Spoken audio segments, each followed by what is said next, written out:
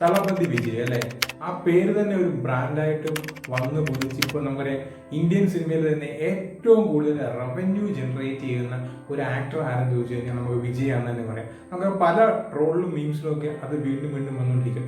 അങ്ങനെയുള്ള വിജയുടെ അവസാന സിനിമയാണ് തളപതി 69 എന്ന് പറയുന്നത്. ഓൾറെഡി അദ്ദേഹത്തിന്റെ രാഷ്ട്രീയ പ്രവേശനം പറഞ്ഞിട്ടുണ്ട്. അതുപോലെ തന്നെ തമിഴ് വെട്രി കഴകം എന്ന് പറഞ്ഞ ഒരു രാഷ്ട്രീയ പാർട്ടി തന്നെ രൂപീകരിച്ചിട്ടുണ്ട്. 2026 തമിഴ്നാട്ടിലെ സ്റ്റേറ്റ് ഇലക്ഷനിൽ അദ്ദേഹം മത്സരിക്കുമെന്ന് പറഞ്ഞിട്ടുണ്ട്. അദ്ദേഹത്തിന്റെ പാർട്ടിയും മത്സരിക്കുമെന്ന് പറഞ്ഞിട്ടുണ്ട്. അതുകൊണ്ട് തന്നെ തളപതി 69 എന്ന് പറയുന്നത് അദ്ദേഹത്തിന്റെ ലാസ്റ്റ് സിനിമയാണ്. അപ്പോൾ ആ ഒരു ലാസ്റ്റ് സിനിമയുടെ അപ്ഡേഷൻ വന്നെത്തിയിട്ടുണ്ട്.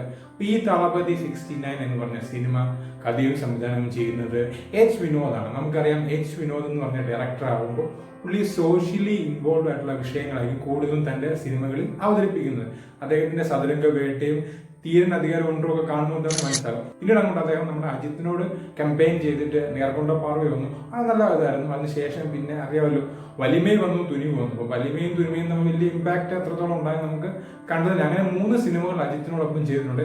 ഇപ്പോഴിതാ ഈ എച്ച് വിനോദ് നമ്മുടെ തളപതി വിജയുമായി അദ്ദേഹത്തിന്റെ അവസാന സിനിമയിൽ ഒത്തുചേരുകയാണ്. എനിക്കൊന്ന് സോഷ്യലി ഇൻവോൾവ് ആയ വിഷയങ്ങളായതുകൊണ്ടായിരിക്കും വിജയ് അദ്ദേഹത്തിന് ഒരു യെസ് നൽകിയതെന്നാണ് സൂചന നൽകുന്നത്. അപ്പൊ ഈ ഒരു സിനിമയിൽ വിജയുടെ നായികയെ വരുന്നത് നമ്മുടെ എല്ലാം പ്രിയങ്കരിയായ സമാന്തയാണ്. നമുക്കറിയാം സമാന്തയുടെ കഴിഞ്ഞ കുറേ സിനിമകൾ എടുത്തു നോക്കാൻ അത്രത്തോളം വലിയ ഇമ്പാക്ട് ഒന്നും ഉണ്ടാക്കിയിട്ടില്ല.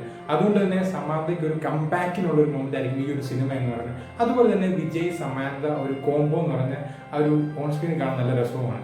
അതുപോലെ തന്നെ ഈ ഒരു സിനിമയുടെ മ്യൂസിക് കൈകാര്യം ചെയ്തിരിക്കുന്ന വൺ ആൻഡ് ഓൺലി അനിരുദ്ധാണ്. നമുക്കറിയാം അനിരുദ്ധും വിജയും തമ്മിലുള്ള ആ ഒരു കോംബോ ചേർന്ന ആ ഒരു സിനിമകളുടെ BGM എന്ന് പറഞ്ഞാൽ ഗംഭീരമാണ്. അതുകൊണ്ട് തന്നെ ഈ ഒരു സിനിമയിലും പ്രത്യേകിച്ച് വിജയുടെ ഒരു അവസാന സിനിമയാണെന്ന് പറഞ്ഞുകൊണ്ട് ഗംഭീര BGM ആയിരിക്കും നമ്മുടെ വിജയ്ക്ക് വേണ്ടി അനിരുദ്ധ് ഒരുക്കാൻ പോകുന്നത്.